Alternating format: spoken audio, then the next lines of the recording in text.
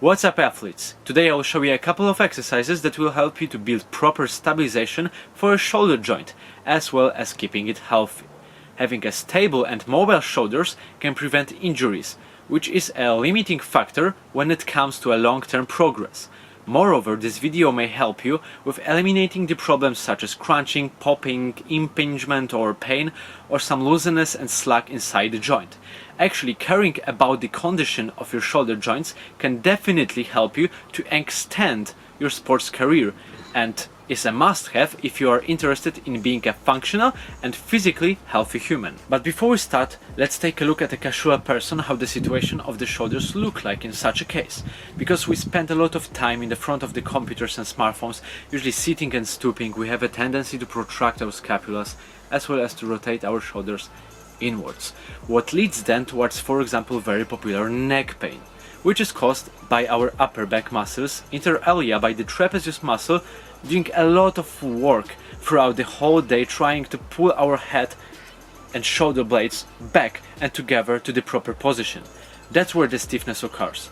Because of the weakness of our back muscles and excessively flexed chest and front delts, we cause the wrong posture as well as the shoulder instability or even improper movement patterns and mechanics. This video will help you to improve your upper body posture by focusing to eliminate the abusive hunching habits, resulting in favorable conditions for shoulder movements. This lacrosse ball with two rubber gums can now represent our ball in the socket of the shoulder. If the ball maintains in the neutral range, we can say that it is in equilibrium and it maintains stable. However, when one of them pulls stronger than another, we exert tension on both of them, trying to maintain the stability, and because of that we exert opposite torques and forces inside the joint, which leads towards the pain. We'll start our exercises from stretching certain key areas such as muscles of our chest and back. Starting from opening the chest, we'll focus on the minor and major pec. Too stiff minor pec can limit our overhead mobility because its working pattern is more vertical, and the major pec is responsible for the horizontal work, which can handicap the adduction of the shoulder blades. By stretching these areas in proper directions, we can stretch them immediately. The excessive stretching of the rotator cuff muscle group should not occur if these muscles are too weak. If you feel like the ball is pulled too much to inside of the socket from both sides, or you have problems with too external rotation, which can cause the crunching, you can use the exercise to loosen this muscle group. The last stretching exercise, as well as in my opinion one of the most general and extremely useful stretch, is a stick stretch, which we'll perform here with the rubber band. The purpose of using the band with changing resistance instead of the stick is maintaining the tension in your back muscles. Because our shoulder work in a complex motion where the shoulder joint is usually an origin about the rotation occurs, we want to develop a constant stabilization throughout the whole motion that comes from the opposite side, so the back muscles. And that is why we want to maintain the depression and retraction of our shoulder blades, as well as the external rotation of the shoulder joint in every exercise performed in this video. First point here is strengthening the rotator cuff muscle group. The small muscle group is extremely important for the proper stabilization of our shoulder joints. Its weakness may cause that we will compensate the lack of strength by changing the lever arm. Here the origin of any rotational movement will be the shoulder, so the increased torque will occur right on this joint. That's the reason why we need to focus on it. It is a great way to start any pushing workout using the drills for strengthening the rotator cuff. The easiest variations consider only rotation in our shoulder joint, where the angle in the elbow is fixed. We focus here on enforcing the external rotation of the shoulder joint under the tension. Moving next to a little more complex drill, which is called a face pull, we add a more throwing movement pattern character to it. In the sports where we throw an object from behind the back, it should be a must-have exercise in the workout schedule. The more dynamic the movement is, the harder it is to maintain the stability, and the throw is a great example here. Strong back muscles that pull the shoulder joint back will prevent excessive internal rotation, leading to improper situation of the ball inside the socket during the thrust. A great addition to the face pulls is the overhead press. The band that pulls us downwards and forwards results in increased work done by the overhead flexion. Using the exercise that is unilateral, we can focus also on the central body stabilization and make the drill more comprehensive. On the other hand, it could be a great part of the warm-up as well as a regular strengthening drill because of its complexity, and we can even compare it to the third pull of a snatch with added external rotation at the beginning of the movement.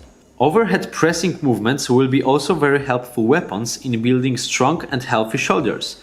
Wrapping the rubber band on different heights will increase or decrease the load, and by choosing from which side it will pull, we may manipulate with the direction vector of its force to adjust it by our needs.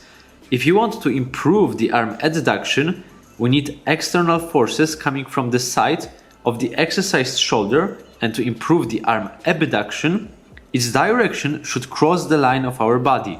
On the other hand, the arm flexion will be improved if the external force will pull it forwards, and extension as it pulls our arm backwards. There's no big deal with combining some other exercises with this presented earlier, like you can see how I'm improving my bottom squat position at the same time using the press with emphasis on the arm flexion and internal rotation of the shoulder needed for stable catch in the snatch. Another great example on working on that shoulder stability is, as mentioned before, focusing on that depression and retraction of the shoulder blades.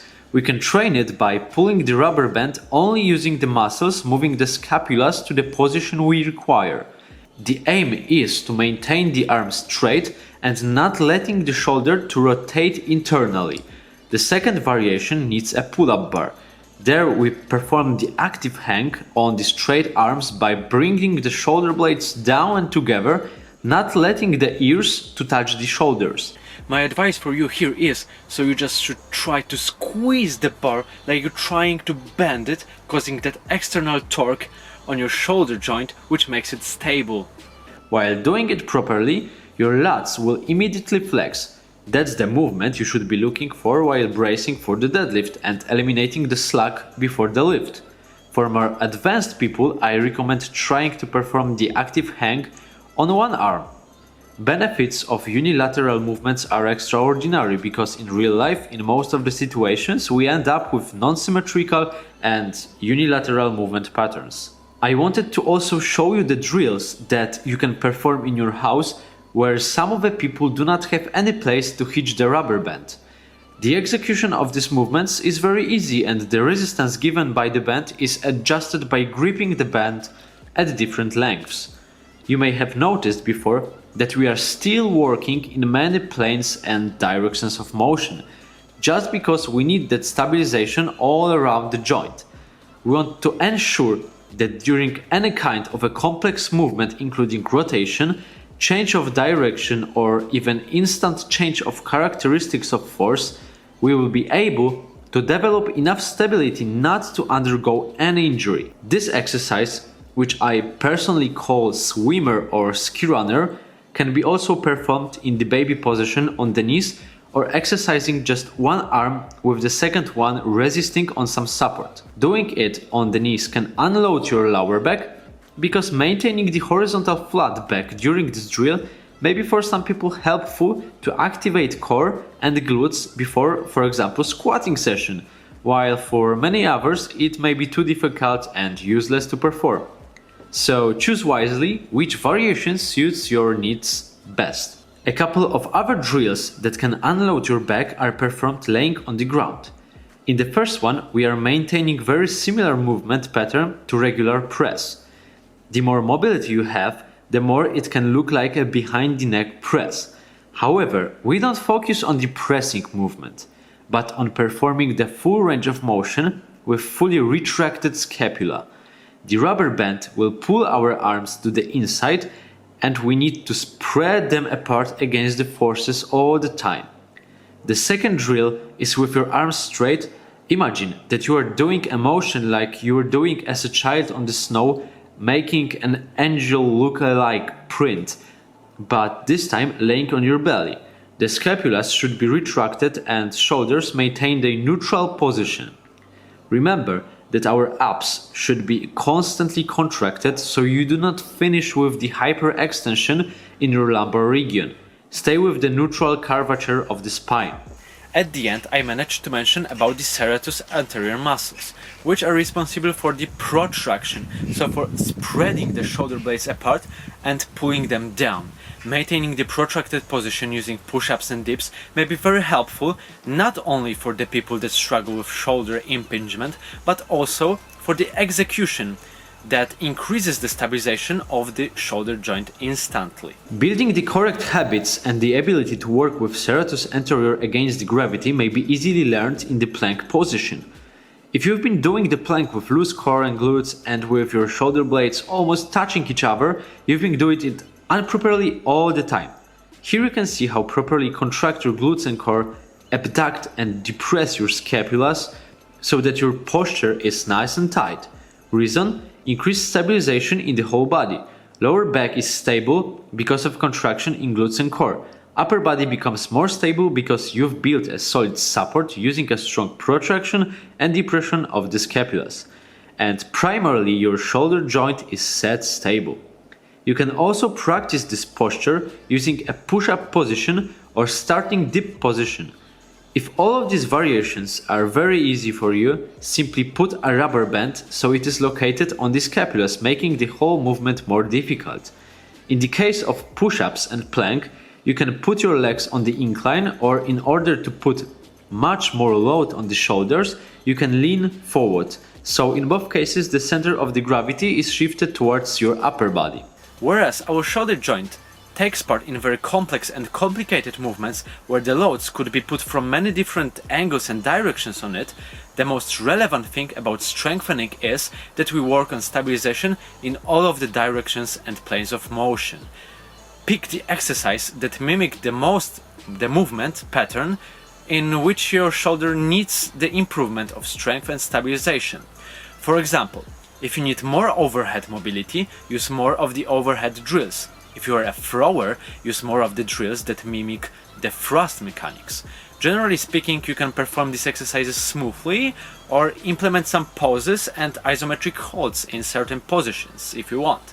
A good habit is to be dynamic in the concentric phase, however, remember to control the whole motion, especially in the eccentric phase. Thank you guys for watching, that's all for today. As always, if you've enjoyed my video, maybe you can leave a like, some comments about your thoughts and ideas for the next episodes, and if you want to stay informed about everything that is going on, just visit my Instagram, link is down in the description below or here, and see you guys soon in the next video. Peace out! And remember that you have 10% discount on caliathletics.com on any apparel and any programs you want using this code.